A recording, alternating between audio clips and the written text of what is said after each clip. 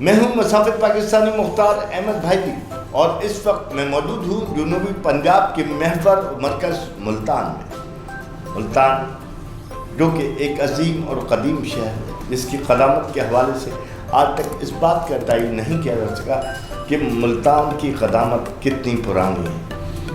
یہ شہر خاص طور پہ ملتان جنوبی پنجاب کا محور اور مرکز ہے اور یہاں 23 اضلاع ہے، مگر 23 اضلاع جو کہ زراعت کے حوالے سے ملک کو پال رہے ہیں، آج وہ خود بے حسی اور بے بسی کا شکار۔ آج اسی جنوبی پنجاب کی پٹی پر جو ہے کسانوں کو، حاریوں کو، مزدوروں کو بے حال کر رکھا گیا، اور آج یہی وجہ ہے کہ یہاں کا کسان بدحال ہے، یہاں ان کی کوئی سننے والا نہیں۔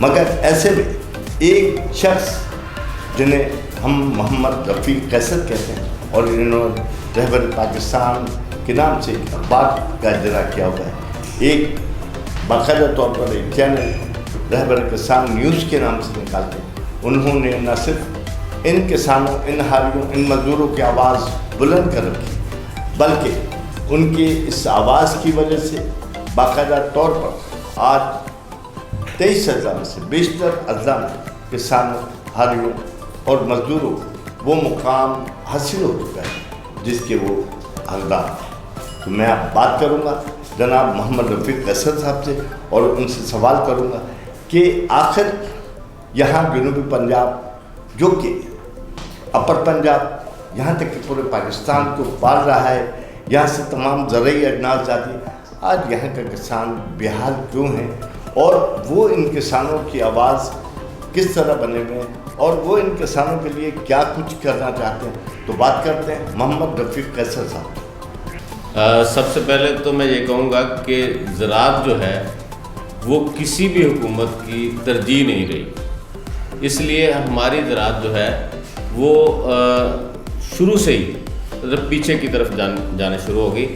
ہمارے حکمرانوں نے یہ سمجھا کہ ہم سرمایہ دار جو ہیں، ہم جو بزنس طبقہ ہے، اس کو اگر ہم ترقی دیں گے تو ہمارا ملک ترقی کرے گا۔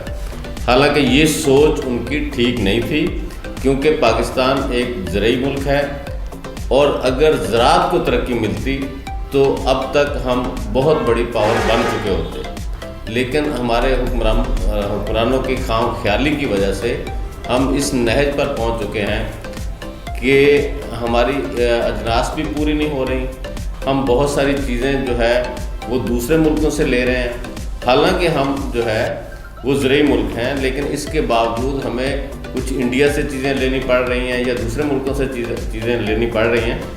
تو میرا خیال ہے کہ یہ پاکستان جو ہے زرعی ملک ہونے کے ناطے یہ ایک شرمندگی کا مقام ہے۔ رفیق قیصر صاحب نے یہ بھی فرمائیے گا، ہم نے یہ دیکھا کہ جنوبی پنجاب میں جو زراعت ہے، جو کہ کسان کھیت لگا رہے ہیں، لیکن ہمارا جو سروے اس کے مطابق ان کسانوں کو انتہائی مائنر پیسے ملتے ہیں ان پیداوار کے، اور تھرڈ پارٹی کا کھا رہی ہے۔ تو یہ تھرڈ پارٹی کیسے کھا رہی ہے اور کسانوں کو ان کا اصل حق کیوں نہیں مل رہا ہے، اس سوال سے بتائیے۔ اصل میں ہمارا مسئلہ یہ ہے کہ ہمارا کسان جو ہے وہ اتنا پڑھا لکھا نہیں ہے، وہ اپنی چیزوں کو جو ہے اس کوئی ویلیو ایڈڈ نہیں کر سکتا۔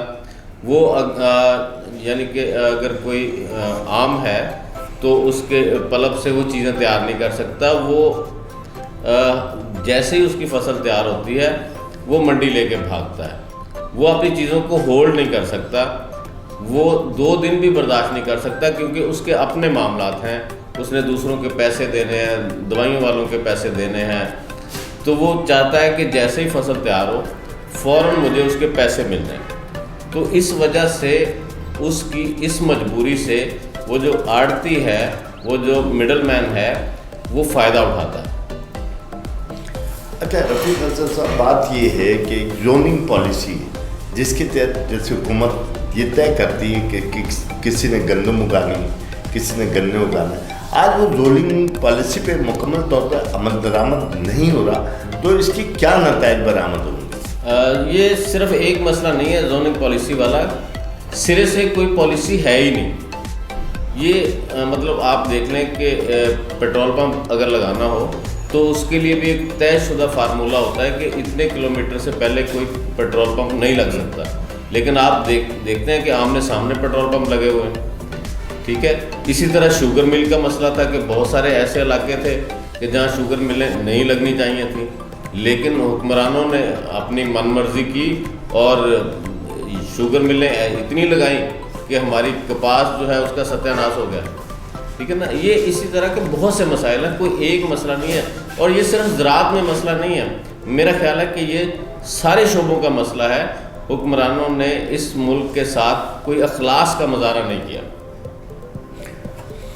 سر یہ فرمائیے گا کہ رہبر کسان آپ ایک پرچہ لا رہے ہیں، اس کے علاوہ آپ نے باقاعدہ طور پہ ایک چینل بھی فون کیا ہوا ہے، تو رہبر کسان کا خیال کیسے آیا؟ میں سمجھتا ہوں کہ اس وقت کوئی میڈیا نہیں ہے جو زراعت کی جانب توجہ دے رہا ہو، آپ کو یہ خیال کیوں کر کیسے آیا، اور آپ اب تک اس حوالے سے کسانوں کی، حاریوں کی، مزدوروں کی کیا خدمت انجام دے سکیں، ان کی آواز کہاں تک پہنچا سکیں، اس حوالے سے تو محترم یہ آج سے کوئی 11 سال پرانا واقعہ ہے۔ جب ہم نے یہ سٹارٹ کیا تو مجھے ایک ہمارے دوست ہیں، مطلب ہمارے محسن ہیں، حاجی عطاء الرحمان صاحب بیلکون والے، الادین گروپ آف کمپنیز کے چیف ایگزیکٹو ہیں، تو انہوں نے ایک آئیڈیا دیا کہ اگر اس طرح کا اخبار نکالا جائے تو چل سکتا ہے۔ تو میں نے کہا جی بالکل چل سکتا ہے، بلکہ دوڑ سکتا ہے۔ تو انہوں نے کافی معاونت کی اس سلسلے میں، تو ہم نے یہ انیشیٹو لیا، اور اللہ کا شکر ہے کہ اس اخبار کی سرکولیشن جو ہے وہ پورے پاکستان میں ہے۔ ہمارے تقریباً 100 کے قریب مختلف شہروں میں ہمارے نمائندے ہیں جن کے پاس اخبار جاتا ہے۔ اس کے علاوہ مختلف کمپنیز کے جو ڈیلرز ہیں ان کے پاس ہمارا اخبار جاتا ہے، اور الحمدللہ اس اخبار نے جو ہے جیسے کہتے ہیں دن دگنی رات چوگنی ترقی کی۔ تو یہ بالکل ایسے ہی ہے کہ ہم نے اس اخبار کو مطلب ہزاروں کی تعداد میں اس کو پرنٹ کرتے ہیں، اور کسانوں تک، سیل افسروں تک، ڈیلرز تک، سب تک اس کو پہنچاتے ہیں۔ اور خاص طور پہ جو کمپنی مالکان ہیں، زرعی ادویات ساز جو کمپنیاں ہیں، پیسٹی سائڈ کمپنیاں، ان کے دفاتر میں مالکان کے ٹیبل پہ پڑا ہوا آپ کو یہ اخبار ملتا ہے۔ قیصر صاحب یہ بھی فرمائیے گا کہ ہمارے پاس ایسی اطلاعات ہیں کہ جب ہمارا کسان اپنی فصل بیچنا چاہتا ہے تو اس کا خریدار یہاں کوئی نہیں ہوتا، یا اس سے سستے داموں لیا جاتا ہے، لیکن اس سے فوری طور پہ فروغ کروا کر اس کی جگہ جب باہر سے چیزیں امپورٹ کی جاتی تو کسان کو وہ قیمت نہیں دی جاتی، لیکن جو ہے بین الاقوامی سطح سے جو خرید دی جاتی ہے، جو درآمد کی جاتی ہے، اس کو زیادہ پیسے دیے جاتے ہیں۔ تو آخر یہ سب کیا ہے؟ سر اس میں بھی جو اصل مسئلہ ہے وہ تو گورنمنٹ کی پالیسی کا ہے۔ تو میں سمجھتا ہوں کہ جو میں نے پہلے بات کی کہ ہمارے کسان جو ہے، ہمارا جو کسان ہے اس کے پاس ہولڈ کرنے کی کیپیسٹی نہیں ہے اپنی چیزوں کو۔ وہ جیسے ہی اس کی اجناس تیار ہوتی ہیں تو وہ چاہتا ہے کہ فوراً اس کا جو ہے مجھے پیسے مل جائیں، کیونکہ اس نے بہت سارے معاملات جو ہیں وہ حل کرنے ہوتے ہیں۔ تو بیسک وجہ تو یہی ہے، اور پھر اس کی اس مجبوری سے ہمارا آڑتی مڈل مین جو ہے وہ فائدہ اٹھاتا ہے۔ تو ایک تو بات یہ ضروری ہے کہ ہمارے کسان کی چونکہ اس کے حالات اتنے اچھے نہیں ہیں تو اس کو بہت جلدی کرنی پڑتی ہے، اور دوسرا یہ کہ گورنمنٹ کو بھی چاہیے کہ وہ ایسے پرائس جو ہے نا وہ دیں تاکہ جب ایک موقع ہوتا ہے کہ آلو جو ہے وہ 200 روپے کلو سیل ہو رہا ہوتا ہے، اور جب کسان کی فصل آتی ہے تو وہی 10 روپے کلو ہو جاتا ہے۔ تو گورنمنٹ کو چاہیے کہ ایسی کوئی مربوط پالیسی دے کہ کسان کو نقصان سے بچایا جا سکے۔ آپ کے نالج میں ہوگا کہ بعض اوقات کسان آلو کی فصل کو کھیتوں میں جلا دیتے ہیں، اس کی وجہ بھی یہی ہے کہ منڈی تک لے جانے میں جو اخراجات ہوتے ہیں وہاں اس کو وہ بھی نہیں مل رہے ہوتے۔ تو میں سمجھتا ہوں کہ بیسک چیزیں جو ہیں، جو اصل کام کرنے والے ہیں وہ گورنمنٹ کے ہیں، کسی اور لوگوں نے کام نہیں کرنے. پرائیویٹ سیکٹر نے کوئی پالیسی بنا کے نہیں دینی. پرائیویٹ سیکٹر تو صرف سفارشات دے سکتا ہے. اصل پالیسی جو بننی ہے وہ گورنمنٹ نے بنانی ہے اور اس کا امپلیمنٹ کروانا ہے. تو یہ سارے مسائل جو ہے یہ گورنمنٹ نے حل کرنے ہیں. کسان بیچارہ تو بس محنت کر سکتا ہے، جو اس کے ہاتھ میں وہ محنت کر رہا ہے. کراپس اچھی آ رہی ہیں سوائے کپاس کے، باقی کوئی مسئلہ نہیں ہے. ہر چیز جو ہے اس کی فی ایکڑ پیداوار بڑی ہے. یہ صرف چند لوگ ہیں جو شور مچا رہے ہیں کہ زراعت بالکل تباہ ہو گئی، یہ ہو گیا وہ ہو گیا. ایسی ہرگز کوئی بات نہیں ہے. ہماری پیداوار بڑی ہے، صرف اس کے ریٹس بہتر کرنے کی ضرورت ہے کہ کسان کو اس کے ریٹس بہتر ملیں، اور پھر اس کے جو مداخل ہیں، اس کی جو ضروریات ہیں کسان کی، وہ سستے داموں ملیں اسے. اور خاص طور پہ کھاد میں، پیسٹی سائڈ میں، ان چیزوں میں اس کو سبسڈی ملنی چاہیے. اور ٹیوب ویل کی بجلی جو ہے اس میں سبسڈی ملنی چاہیے، اور جو ڈیزل ہے اس پہ سبسڈی ملے. تو میرا خیال ہے کہ کوئی وجہ نہیں ہے کہ ہمارا کسان خوشحال نہ ہو سکے اور ملکی زراعت ترقی نہ کر سکے.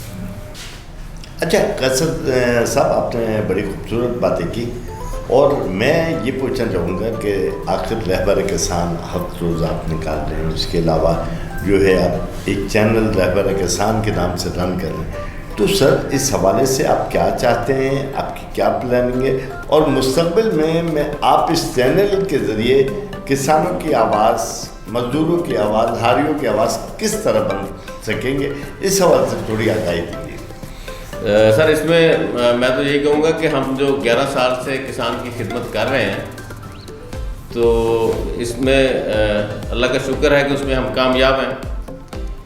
تو یہ سلسلہ ہم جاری رکھیں گے. ہماری کوشش ہوتی ہے کہ ہم کسان کے مسائل جو ہیں اس کو اجاگر کریں، اعلیٰ ایوانوں تک پہنچائیں تاکہ ان کی سنوائی ہو سکے. اور اس میں کوئی شک نہیں ہے کہ ہم اپنے حصے کا کام کر رہے ہیں. میں یہ تو نہیں کہوں گا کہ ہم نے لوگوں کے مسائل حل کروا دیے ہیں، لیکن میں یہ ضرور کہوں گا کہ ہم نے لوگوں کی آواز جو ہے وہ اعلیٰ ایوانوں تک پہنچائی ہے، اپنے حصے کا کام کیا ہے. اس کا رزلٹ جو بھی آئے اس سے ہمیں کوئی سروکار نہیں ہے، لیکن ہم اپنے حصے کا کام پہلے بھی کر رہے ہیں اور انشاءاللہ آگے بھی کرتے رہیں گے. سر آپ نے بہت اچھی بات کی کہ آپ اپنے حصے کا کام کر رہے ہیں، اور میں بھی یہ سمجھتا ہوں کہ صحافی جو ہے وہ صرف بتا سکتا ہے، لکھ سکتا ہے، چینلز کے ذریعے آگے بڑھا سکتا ہے، ایوانوں تک آواز پہنچا سکتا ہے، لیکن عمل درآمد کیونکہ حکومت کا کام ہے، اس لیے یہ عمل درآمد کا کام حکومت ہی کرے گی. اس کے ساتھ ہی اجازت چاہوں گا.